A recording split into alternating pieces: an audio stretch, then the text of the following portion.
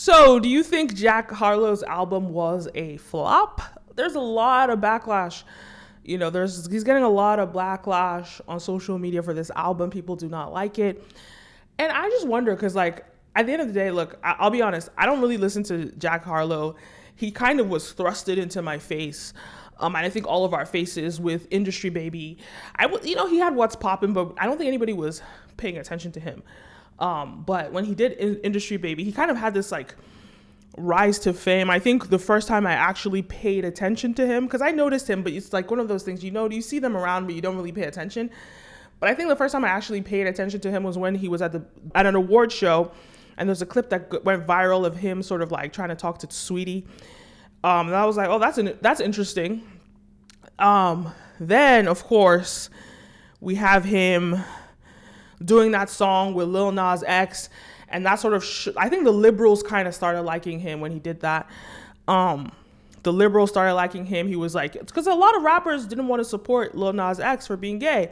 They didn't want to be in that video, but he sort of was like, yeah, I'll be in it, I'm down. But he made sure to show that he was straight because he had a woman kissing all over him in that video, because he wanted it to be known, look, I'm not playing these games, but I support gays, And you don't get that a lot in the rap community, especially in the black community or black male community. There's a lot of homophobia, and we've seen it in the rap game. So I think Lil Nas X even mentioned that quite a few rappers maybe they didn't want to work with him, but Jack Harlow agreed.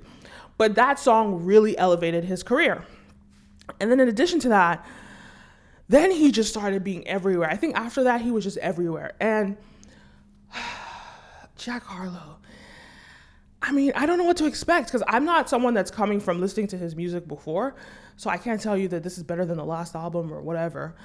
But I did listen to this album. Did I like it? It's giving very much Drake. When it comes to Jack Harlow's sound, he sounds to me like Drake meets G-Eazy. It's a combination of both. But I'm not even going to compare him to Drake because Drake is a versatile rapper. Drake does a lot of things, when he makes music.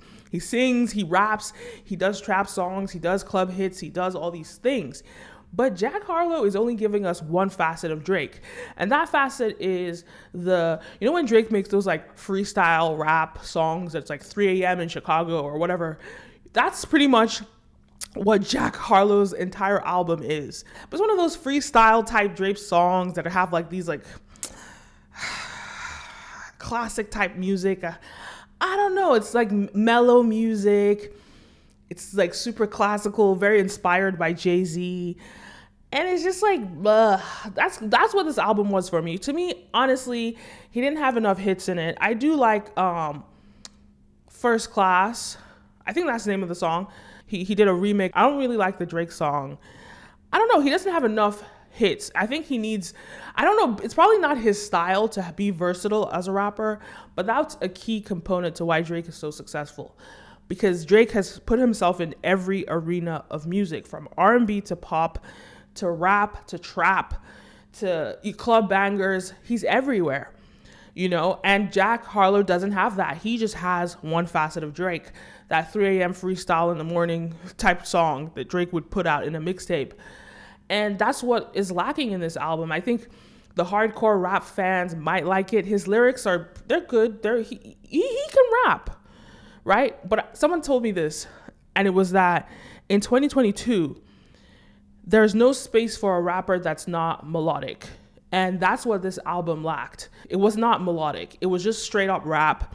And sure, there's a gap, space of people that do like that. But the people that really go hard for that, they're going hard for someone like Kendrick. And Kendrick is giving us, his lyricism is on a different level. He's giving us art. And I don't get that from Jack. I'm getting a lot more watered down, even more watered down than Drake. So he's not giving us Kendrick.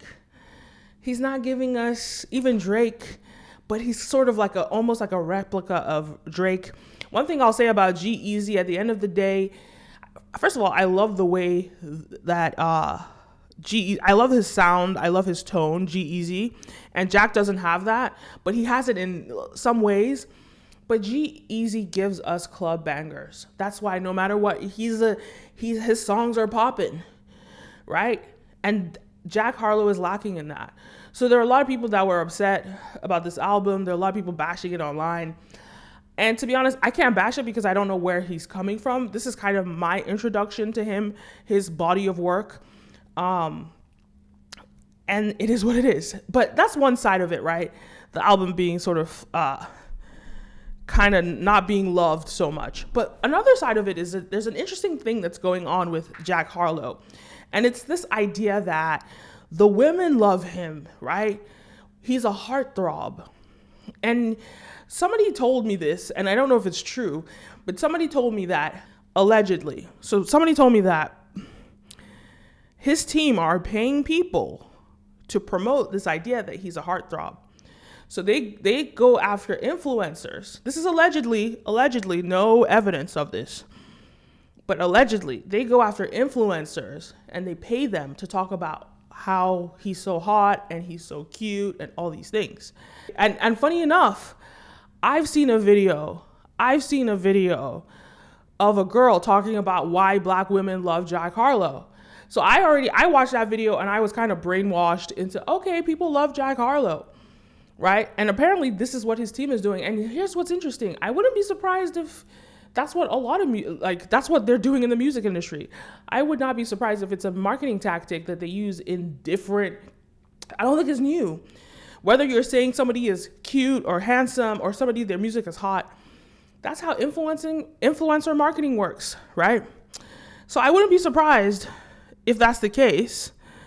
Again, allegedly, no evidence of this, but I'll say that the marketing, I've seen a lot of these videos where people promote him and say he's handsome and all these things, and you just have to wonder, is this sponsored content? We want to feel safe, and Jack Harlow is providing that safety to Black women. Is it sponsored? And are they specifically asking them to say that he's handsome and he's a heartthrob? Is that how they're trying to push that movement of him being a heartthrob? And I would not be surprised. But I think what really helped him out in becoming this heartthrob, I think the Sweetie moment was a big one. I think they kind of packaged him better because he was on the Breakfast Club and he talks about how nobody wanted to mess with him at first when he came out. Yeah, of course nobody wanted to mess with you in the rap game. Like, he had this curly hair. He kind of just looked lame. Like, he had this like super curly hair that just like looked really lame. Like, his hair is curly now, but it looks poppin', right? It looks cute. But his hair was like long. It was like weird. So his hair wasn't helping him out. He looked really nerdy. And then he was trying to because I feel like rap is about looking gangster. It's about being cool. So you can't, if you don't package yourself like you're cool and you look lame, no one's going to want to mess with you in rap, So I think he looked really lame for a long time. Even up until What's Poppin', like the first video for What's Poppin', he looked lame. So he got a stylist, they fixed up his hair, and once he really came into his face and matured, got a mustache, he said it was the beard that helped, but I think it was the hair. But once he got into, fully formed and got into his face and looked the part, that's when he sort of became this heartthrob. So he must have gotten a stylist to really help him out. But it's all really interesting. What do you guys think? Do you think that his team were paying people, allegedly, do you think his team were actually paying people, sponsoring videos for influencers to promote him and say he's a heartthrob? What do you think about his album? Do you think it's a good album? Let me know your thoughts. Leave a comment down below. Don't forget to like, follow, subscribe, all the above. My name is Kenim, and see you next time. Peace.